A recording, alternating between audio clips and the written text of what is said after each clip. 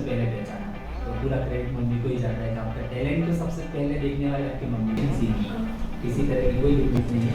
अब आप म्यूजिक की बात करो, प्रथमेश का नाम आप ये कहना चाहते हैं?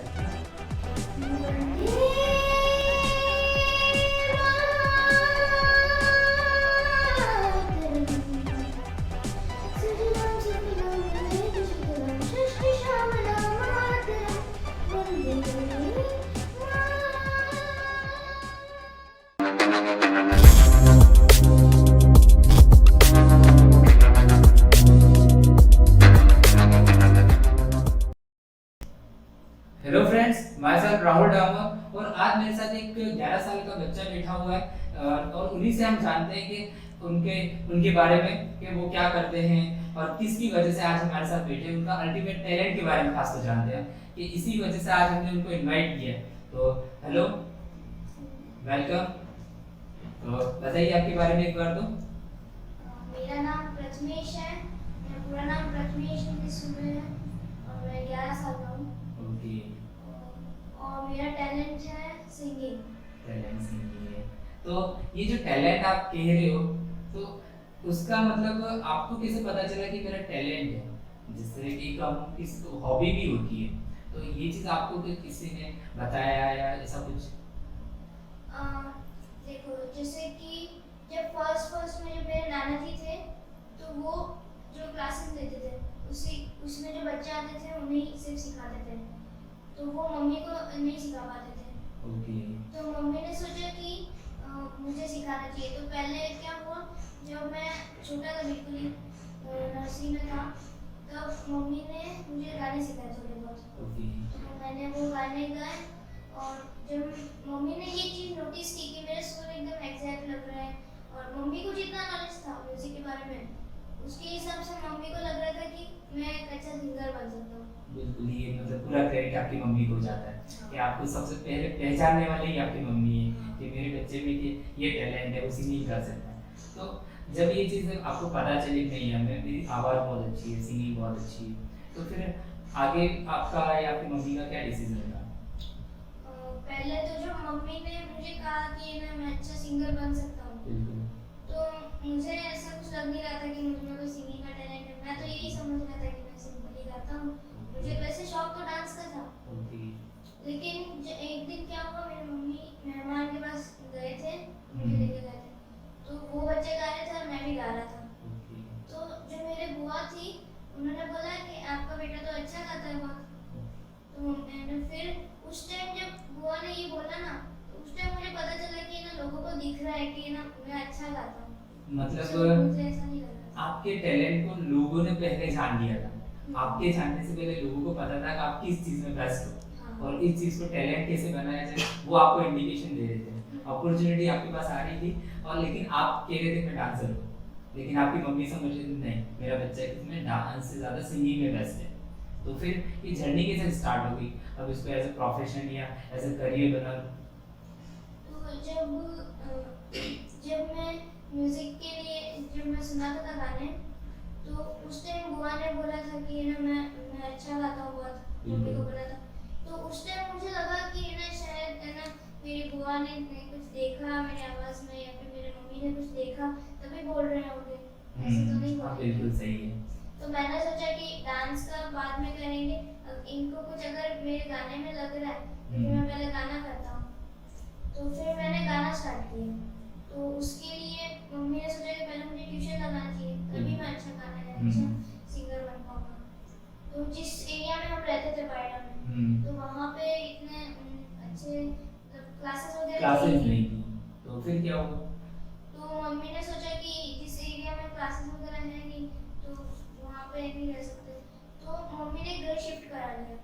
मतलब आपके लिए आपकी मम्मी इतने ज़्यादा सीरियस थे, उन्होंने के घर ही शिफ्ट कर दिया, यानी कि वो सेक्रीफाइस करने के लिए तैयार थे मेरे बेटे को के यहाँ पे पहुँचाना ही है डायरेक्टली इनडायरेक्टली। हाँ, तो वहाँ पे क्या हुआ, जब हमने शिफ्ट कराया तो उसके बाद वहाँ पे भी हम ढूंढ ही रहे थे कहीं म्यूजिक क्लास हो कहीं मिल जाए। लेकिन जब वहाँ पे गया मैं, तो तब फर्स्ट क्लास तक आ चुका था मैं। तो वहाँ पे क्या हुआ, जब मैं जो स्कूल में था मैं फर्स्ट में, तो वहाँ पे एक इवेंट फेयर चल रहा था म्यूजिक का। हम्म तो वहाँ पे दूसरे स्कूल के भी बहुत से आ रहे थे, सर आ रहे थे, स्टूडेंट्स आ रहे हम्म। थे। तो उस टाइम सब गा रहे थे तो मेरा भी मन किया कि मुझे भी गाना है, और मेरे गाने तैयार भी थे। तो उस टाइम मैंने मैम को बोला मेरे कि मैम मुझे भी गाना गाना है, मुझे भी स्टेज परफॉर्म करना है। तो मैम ने बोला नहीं, आप अभी छोटे हो, आप अभी नर्वस हो जाओगे। तो फिर मैम ने मुझे मना कर दिया। फिर तभी एक सर सुन रहे थे दूसरे स्कूल के। तो वो मेरे पास आए, उन्होंने बोला बेटा आपका नाम क्या है? मैंने बताया अपना नाम रजनीश है। उन्होंने बोला आपको म्यूजिक सीखना है? और मैंने बोला आपको म्यूजिक सीखना है? मैंने बोला हाँ मुझे सीखना है। उन्होंने बोला आपका नंबर और आपका एड्रेस दे दो। मैंने बताया नहीं मैं इधर रहता हूँ, और बाकी मैंने नंबर भी दे दिया। तो फिर क्या हुआ, उन्होंने फोन लगाया मेरी मम्मी को, मम्मी का नंबर ले रखा। तो जब उन्होंने मम्मी से बात की तो फिर मम्मी ने बोला कि हाँ कौन है? तो सर ने बताया कि हाँ आपके बच्चे को आज मैंने सुना कि उसको सीखना था लेकिन मैंने नहीं किया उसे, तो फिर मैं उसको सिखा सकता हूँ। तो मम्मी ने फिर बोला कि ठीक है आप सिखाइए, हम फीस वगैरह दे देंगे। तो उस टाइम मैं फर्स्ट से सेकंड तक तो सीख ही रहा था। तो जो सर थे वहाँ पे वो क्लासिकल नहीं सिखाते थे, वो सिर्फ ऐसे गाने वगैरह नॉर्मल बेसिक सिखाते थे म्यूजिक के। तो मम्मी ने सोचा कि क्लासिकल कहाँ पे सिखाएं, तो वो एक ऐड आई थी वहाँ पे अखबार में, तो उसके अंदर लिखा हुआ था राजीव सर का नंबर एक था। तो हमने उनकी क्लासेस ज्वाइन की मैंने। तो फिर वहाँ पे भी पढ़ाते थे, अच्छे से कराते थे सब, लेकिन वहाँ पे क्या हुआ, वहाँ पे क्लासिकल गाने नहीं सिखाते थे। तो वहाँ पे एक भैया थे, उन्होंने बताया कि यहाँ पे देना है क्या, मतलब यहाँ पे देखो कि यहाँ पे गाने वगैरह नहीं सिखाते हैं क्लासिकल, यहाँ पे क्लासिकल सिखाते हैं और गाने वगैरह सिखाते सिंपल हारमोनियम बजाना। तो फिर मम्मी ने वापस ऐसे बात वगैरह की, मम्मी ने वापस 12 साल के उधर ज्वाइन करा दिया म्यूजिक के लिए, और क्लासिकल के लिए क्लास ढूंढी। तो उन्हें एक क्लास मिली, लेकिन वहाँ पे चक्कर ये पड़ रहा था कि इस बार क्लासिकल गाने वगैरह सब हो रहे थे, लेकिन क्लासिकल नहीं हो पा रहा था सही से। क्लासिक बाकी सारी चीज आप कर रहे थे, बस आपका जो मोटिव था वो पूरा नहीं हो रहा था, आपको क्लासिकल सीखना था। तो फिर इसके बाद फिर आपने कुछ ना कुछ चीज छूट रही थी। तो इसके लिए क्या मतलब फिर क्या किया? तो वहाँ पे एक भैया थे, उन्होंने बोला कि इन मैम के पास जाओ, ये आपको क्लासिकल भी सिखा देंगे और थोड़े बहुत गाने भी सिखा देंगे क्लासिकल। तो हमने उनसे कांटेक्ट किया, फिर उनसे बात की कि हाँ आप सिखा दोगे, तो उन्होंने भी कंफर्म करे हाँ ठीक है सिखा देंगे। तो ये चीज़ आपकी मतलब एज अ करियर आपने, क्योंकि स्टार्टिंग की एज में आप तो इसके लिए सीरियस थे, जैसे आप फर्स्ट सेकंड क्लास में जब पढ़ते थे तब आपको कभी ऐसा नहीं लगता ये बर्डन जैसा है, स्कूल का भी काम है ये भी ऐसा? नहीं, वो तो उस टाइम नहीं लगता था इतना, क्योंकि मैं जिस स्कूल में पढ़ता था पहले, फर्स्ट से सेकंड स्कूल में पढ़ता था, वहाँ पे इतनी हाई पे मतलब ज़्यादा हार्ड नहीं रहती थी पढ़ाई, स्टडी इतनी हार्ड वो नहीं थी, मैं मतलब पढ़ सकता था, और उसका एसीसी के साथ ये कर सकते थे, और मेरी ट्यूशन भी थी उस टाइम। तो इसके बाद फिर जैसे जैसे आप बड़ी क्लासेस में अभी कौन सी क्लास में, 7th क्लास में शायद, तो 7th क्लास में हो तो फिर तो ये तो इसके बाद जैसे स्टडी बड़ी तो फिर बर्डन नहीं लगा कि पढ़ाई कैसे करें और ये कैसे करें? हाँ, तो जो मेरे जो सर थे जिन्होंने मुझे म्यूजिक सिखाने के लिए स्टार्टिंग में बोला था, तो उन्होंने जब मैं सेकंड में आया, सेकंड खत्म होने आई, तो उन्होंने मुझे बोला कि उन्होंने मेरी मम्मी को बोला कि इसे हमारे स्कूल में डाल देना, मैं इसे पढ़ाई वढ़ाई का सब सेट कर दूंगा। तो मैं स्कूल में एडमिशन लेने गया मम्मी पापा के साथ, तो जो प्रिंसिपल सर थे उन्होंने बोला कि ये ना यहाँ पे सब फुल हो चुका है, ठीक है, क्लासेस वगैरह सब फुल हो चुकी है इसकी एज की, तो यहाँ पे कोई क्लास नहीं है। तो हमने पिछली बार भी ट्राई किया था, पिछली बार भी नहीं हुआ था, इस बार भी लग रहा था नहीं होगा, लेकिन फिर जो सर थे म्यूजिक वाले उन्होंने सिखाया था, उन्होंने बोला कि एक बार इसका गाना सुन लीजिए सर, और ना इसका एक बार टेस्ट भी ले लीजिए।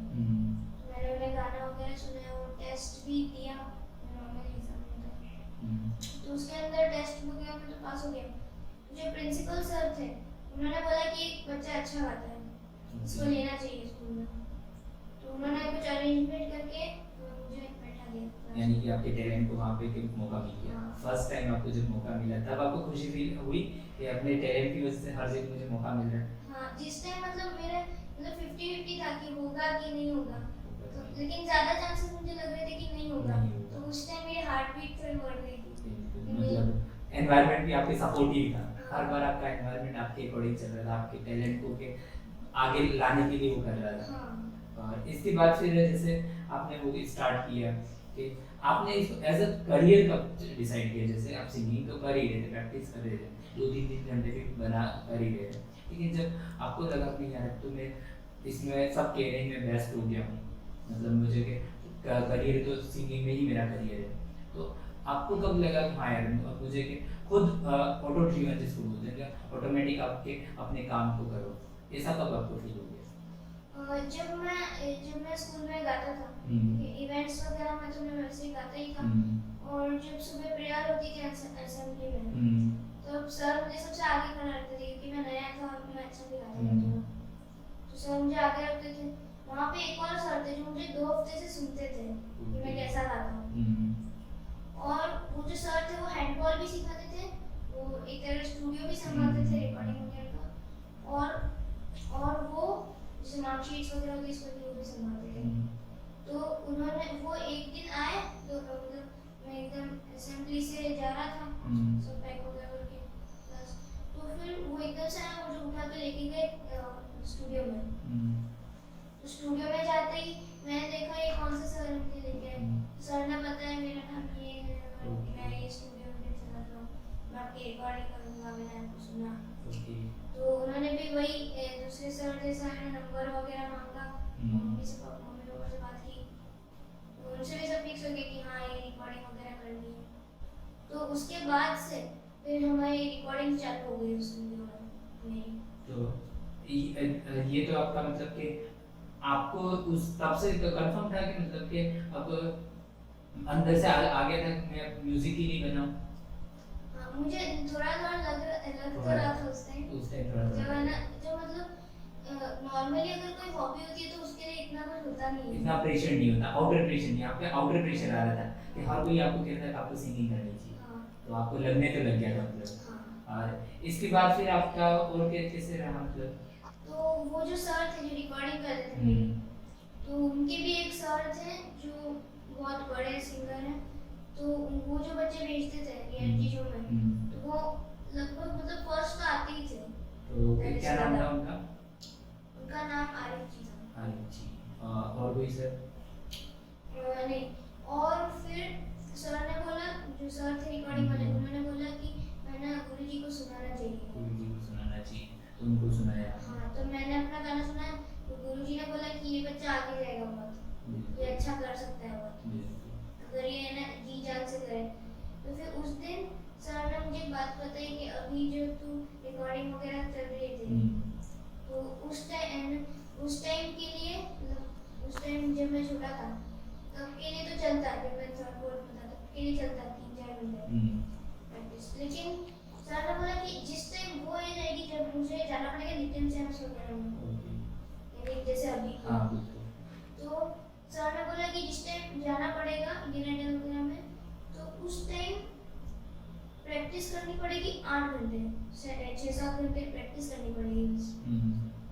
तो मैंने उस दिन बोला कि ठीक है, जिस दिन टाइम आएगा, तो मुझे मतलब इतना ज़्यादा सीरियस नहीं था उस टाइम, लेकिन मैंने सोचा कि इजी होगा, थोड़ा ज़्यादा हार्ड नहीं होगा, मैंने बोला ठीक है सर मैं करूँगी। तो फिर अब अभी कितने घंटे प्रैक्टिस करते हैं? अभी करता हूँ 8 घंटे प्रैक्टिस कर लेते हैं। आपको लगता नहीं कि मतलब बहुत ज़्यादा हो रही है, थकान वगैरह ऐसा? नहीं, सर का एक ही उसूल है कि वो बोलते हैं कि एक टाइम पे एक ही चीज़ करो, अगर खेल रहे हो तो बस खेलो, जी भर के खेलो, और अगर पढ़ाई करो तो जी भर के पढ़ाई करो, रिकॉर्डिंग करो तो रिकॉर्डिंग करो। तो मैंने भी इस चीज़ को बहुत हैवीली ले लिया, तो मैं भी जिस टाइम पे जो चीज़ कर रहा था मेरा फुल कॉन्सेंट्रेट उस पर ही रहता था, तो मेरा ध्यान कहीं और डाइवर्ट नहीं होता था। इसकी वजह से मैं सक्सेसफुल हो मतलब आपको इन चीज़ों में के बहुत अच्छे अभी इम्प्रूवमेंट भी है और सक्सेस भी हो रही है। आपने जहाँ जहाँ भी पार्टिसिपेट किया वहाँ पे आपको पॉजिटिव रिजल्ट मिले। सर को उनको थॉट आया कि जब मैंने पहले बात बताई कि 8 घंटे प्रैक्टिस करने वाली तो जब वो स्कूल चल रहे थे तब तो वो पॉसिबल नहीं था इतना। तो अभी है ना टाइम का यूज करना चाहिए। तो उन्होंने बोला कि अभी लॉकडाउन में इसे लेके आओ। तो अभी सर ने खुद आपको लेके गए, सर का कॉल आया होगा या वो फिर? हाँ नहीं सर मतलब जब से मैं फर्स्ट टाइम मिला था ना उसके बाद से मतलब बिल्कुल ही मतलब टच में रहने लग गए थे वो। परमानेंट टच में रहते हैं। हाँ। तो ये इसकी वजह से तो अभी आप रेगुलर कितने ये लॉकडाउन को आपने अच्छे से यूटिलाइज किया? तो पूरा लॉकडाउन आपने प्रैक्टिस में ही किया? स्टार्टिंग में मुझे थोड़ी प्रॉब्लम पड़ रही थी, यानी जैसे स्टार्टिंग में करता था नॉर्मली मैं 2-3 घंटे ही करता था लेकिन एकदम से जब ज़्यादा प्रैक्टिस होने लग गई तो जब मैं हारमोनियम बजाता था तो मेरे हाथ बहुत दर्द करते थे और मैं ना पूरे दिन गाता रहता था तो मेरा गला भी बहुत ज़्यादा दर्द करता था। तो फिर मतलब ऐसी सिचुएशन है ऐसे ना हैबिट हो गई मेरी, मतलब मैं बार करने लग गया उस चीज़ को, तो वो ऐसा फील नहीं हो रहा था वैसा जैसे पहले हो रहा था। तो इसमें आपको अपने को कहाँ पे देखते हो? जैसे आज आप इतना हार्ड वर्क कर रहे हो तो आपको कहाँ पहुँचना है? तो ये सब देख के रखा अपने इनके जैसा जैसे मुझे सिंगिंग मतलब बिल्कुल लता मंगेशकर जी जैसे हैं अपने म्यूजिक के फील्ड में, तो वो बिल्कुल म्यूजिक में डले हुए हैं, मतलब बिल्कुल एकदम मतलब वो खुद उनमें खोए हुए म्यूजिक और उनमें कोई अंतर नहीं। आप म्यूजिक की बात करो तो लता मंगेशकर जी की बात करो, वैसे आप भी चाहते हो कि अगर इन फ्यूचर में बात करें तो म्यूजिक तो प्रथमेश सुरभि का नाम है, यही बात चाहते हो ना? तो अभी आपका नेक्स्ट मोटिव क्या है? कहाँ मतलब कहाँ जाना है आपको?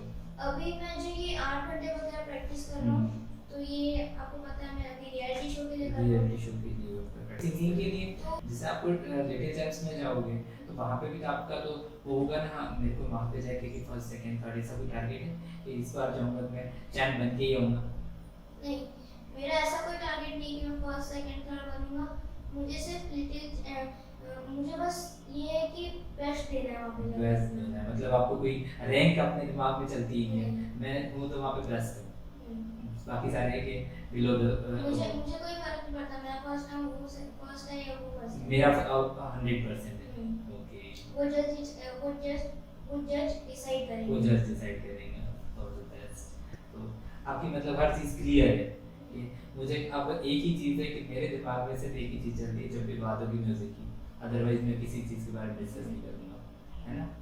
तो और आपने बहुत सारी चीज़ें जैसे डिस्कस की कि मेरी जर्नी ऐसी स्ट्रगल भी मतलब आपने एक छोटी सी एज में बहुत अच्छा स्ट्रगल किया, तभी जाके आपकी एक खुद की स्टोरी भी बनेगी।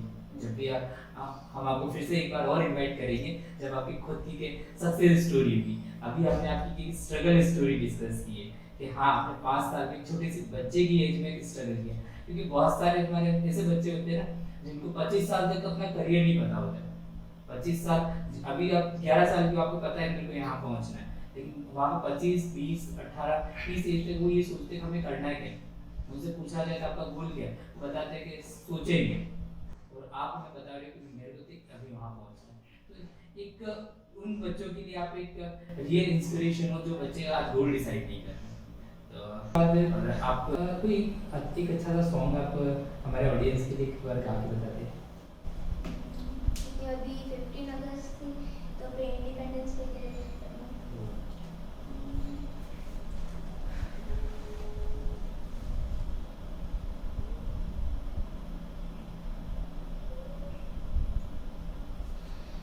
वंदे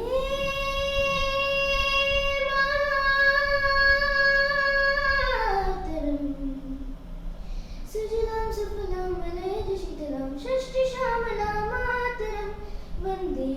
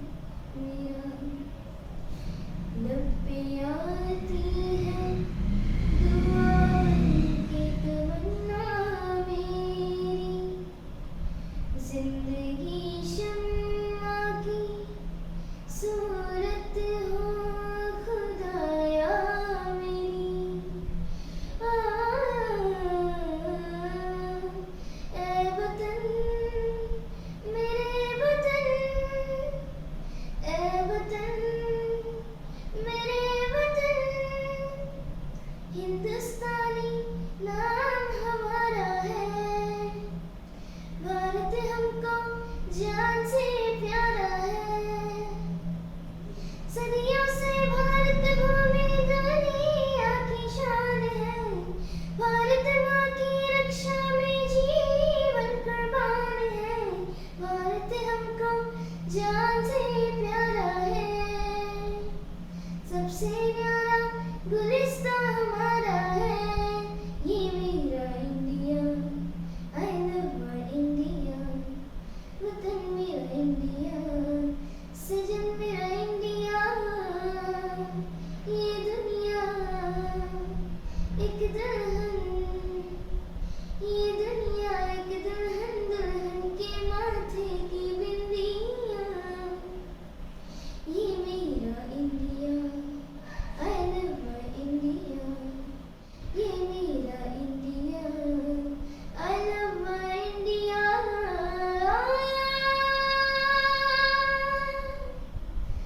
सारे जहां से अच्छा हिंदुस्तां हमारा, हम बुलबुलें हैं इसके,